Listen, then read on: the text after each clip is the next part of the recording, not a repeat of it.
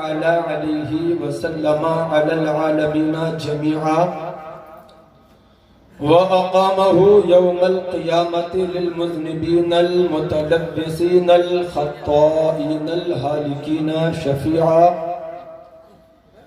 فصلى الله تعالى وسلم وبارك عليه وعلى كل من هو محبوب ومرضي لديه صلاة تبقى وتدوم بدوام الملك الحي القيوم أشهد أن لا إله إلا الله وحده لا شريك له وأشهد أن محمدًا عبده ورسوله بالهدى ودين الحق أرسله أما بعد فأعوذ بالله من الشيطان الرجيم بسم الله الرحمن الرحيم وقل جاء الحق وزهق الباطل إن الباطل كان زهوقا صدق الله العلي العظيم وبلغنا رسوله النبي الأمين الكريم الرؤوف الرحيم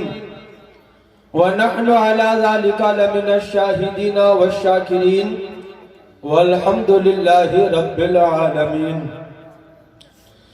نمود شان ربانی ظہور نور یزدانی، خدا کا دوسرا کوئی نہ کوئی آپ کا ثانی۔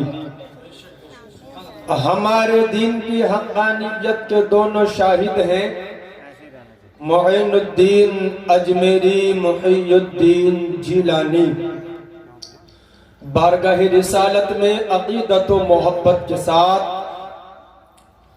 سید الانبیاء حبیب خدا حضور احمد مجتبی محمد مصطفیٰ صلی اللہ علیہ وآلہ وسلم کی بارگاہ بےکس پناہ میں بلند آواز سے درود پاک کا ہدیہ پیش کیجئے۔ اللہم صلی علی سیدنا ومولانا محمد وبارک وسلم صلاة وسلام علیکہ یا رسول اللہ صلی اللہ تعالی علیہ وآلہ وسلم۔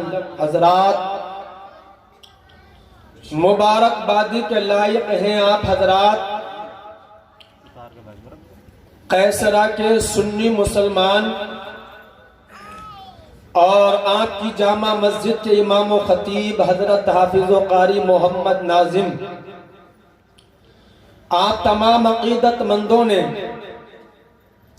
سرکار دو عالم نور مجسم رحمت عالم صلی اللہ علیہ وسلم کی محبت میں عید میلاد النبی کی خوشی میں اس جلسے کو سجایا ہے۔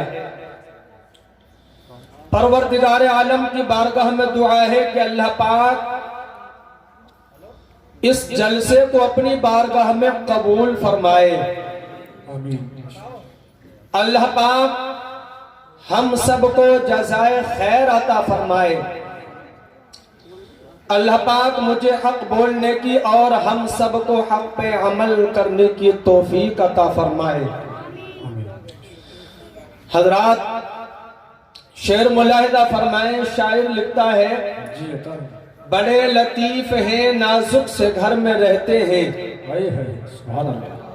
بڑے لطیف ہیں نازک سے گھر میں رہتے ہیں، میرے حضور میری چشم تر میں رہتے ہیں۔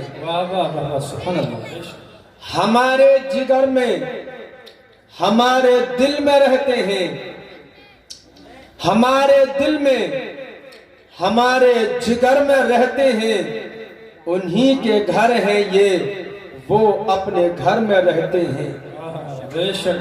یقین والے کہاں سے چلے کہاں پہنچے، یقین والے کہاں سے چلے کہاں پہنچے، جو اہل شک ہیں وہ اگر میں مگر میں رہتے ہیں۔ اے حسن تخیل تیری پرواز کے صدقے، اے حسن تخیل تیری پرواز کے صدقے، بیٹھا ہوں یہاں گنبد خضرا پہ نظر ہے، بیٹھا ہوں یہاں گنبد خضرا پہ نظر ہے، اور اللہ نے محبوب کو وہ علم دیا ہے، اللہ نے محبوب کو وہ علم دیا ہے، رہتے ہیں مدینے میں زمانے کی خبر ہے۔ بات سمجھ میں آ رہی ہے تو محبت سے بولو سبحان اللہ۔ رہتے ہیں مدینے میں زمانے کی خبر ہے، اور اللہ کا محبوب بظاہر تو بشر ہے جی، اللہ کا محبوب بظاہر تو بشر ہے، جو اس کی حقیقت ہے خدا ہی کو خبر ہے۔ بے شک بے شک، سبحان اللہ۔ اور مجبور جہاں جانے سے جبریل کا پر ہے، مجبور جہاں جانے سے جبریل کا پر ہے، اس سے بھی کہیں آگے محمد کا گزر ہے، اس سے بھی کہیں آگے محمد کا گزر ہے۔ اور کسر باقی نہ رکھی بزم ان کا جگمگانے میں، عرب میں چاند نکلا چاندنی پھیلی زمانے میں، عرب میں چاند نکلا چاندنی پھیلی زمانے میں، اور کسی شے کی تمنا ہی نہیں ہم کو زمانے میں، مدینہ لکھ دیا جائے ہمارے آب و دانے میں۔ اور ہیرا کے غار سے شمع نبوت کی کرن پھوٹی، ہیرا کے غار سے شمع نبوت کی کرن پھوٹی، اجالا ہی اجالا ہو گیا ہر سو زمانے میں، اجالا ہی اجالا ہو گیا ہر سو زمانے میں۔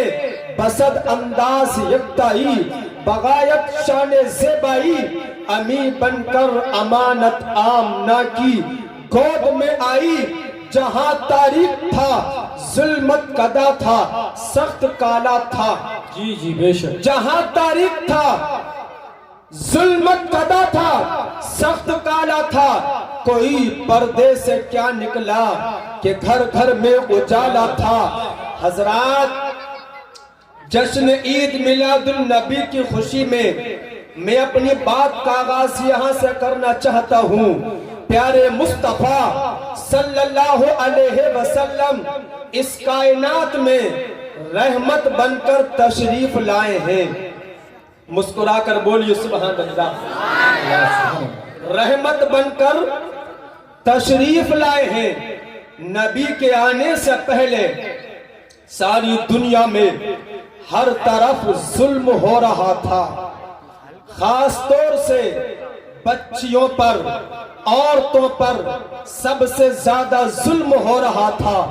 حضرات، عرب کے اندر بچیوں پر، عورتوں پر یہ ظلم ہو رہا تھا۔ عرب کے اندر جب کوئی بچی پیدا ہوتی، لڑکی کا جنم ہوتا، تو باپ اپنے ہی ہاتھوں سے اپنی بچی کو زندہ زمین میں دفن کر دیتا، زندہ شرگور کر دیتا۔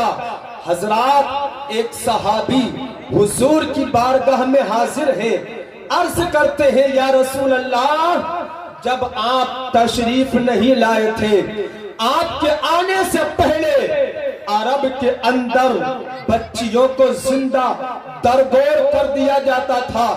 یا رسول اللہ، میں نے بھی ظلم کیا ہے، میں نے بھی اپنی بچیوں کو زندہ دفن کیا ہے۔ یا رسول اللہ، میں بڑا گنہگار ہوں، سیاکار ہوں، خطا کار ہوں۔ حضرات محترم، یہ پچھلے حالات بیان کر رہے ہیں، زار قطار رو رہے ہیں۔ حضور نے فرمایا، بتاؤ تم نے کون سا گناہ کیا ہے؟ عرض کیا رسول اللہ، میرے گھر میں ایک بچی پیدا ہوتی ہے، بڑی خوبصورت بچی تھی۔ یا رسول اللہ، جب وہ بچی پاؤں چلنے لگی تو میں نے سوچا اب یہ بچی جوان ہو جائے گی تو مجھے اس کی شادی کرنی پڑے گی، شادی میں مجھے جہیز دینا پڑے گا، اس لیے یا رسول اللہ میں نے اپنی بیٹی کو دفن کرنے کا، زندہ دردور کرنے کا منصوبہ بنایا، اور میں نے اپنی بیٹی سے کہا اے میری بچی تم میرے ساتھ جنگل چلو، میں تمہیں جنگل کی سیر کرانا چاہتا ہوں، میں تمہیں جنگل کے اندر باغ دکھانا چاہتا ہوں، پھل اور پھول دکھانا چاہتا ہوں۔ حضرات محترم صحابی رسول بیان کر رہے ہیں، پیارے مصطفیٰ سن رہے ہیں، صحابی رسول نے عرض کیا رسول اللہ دور جاہلیت میں اپنی بچی کو جنگل لے کے گیا، جنگل کے اندر پہنچنے کے بعد میں نے دیکھا ایک کنواں ہے، وہ کنواں سوکھا پڑا ہے، میں نے اپنی بچی سے کہا اے بیٹی ذرا اس کنویں کو دیکھو یہ کنواں کتنا گہرا ہے۔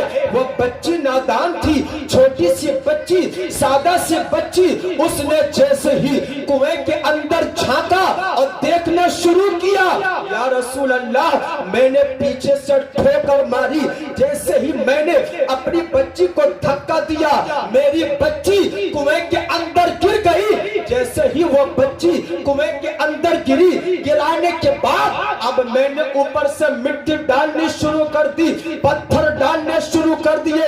اب بچی نے جب دیکھا کہ میرا باپ یہ باپ نہیں ہے، یہ ظالم ہے، مجھے زندہ دفن کر رہا ہے، اب اس بچی نے کہا تھا اے باپ مجھے آپ کی دولت نہیں چاہیے، مجھے آپ کا پیسہ نہیں چاہیے، مجھے آپ کی زمین نہیں چاہیے، مجھے آپ کا گھر نہیں چاہیے، مجھے باہر نکالو، مجھے تو زندگی چاہیے، مجھے تو آپ کی محبت چاہیے، مجھے تو آپ کا پیار چاہیے۔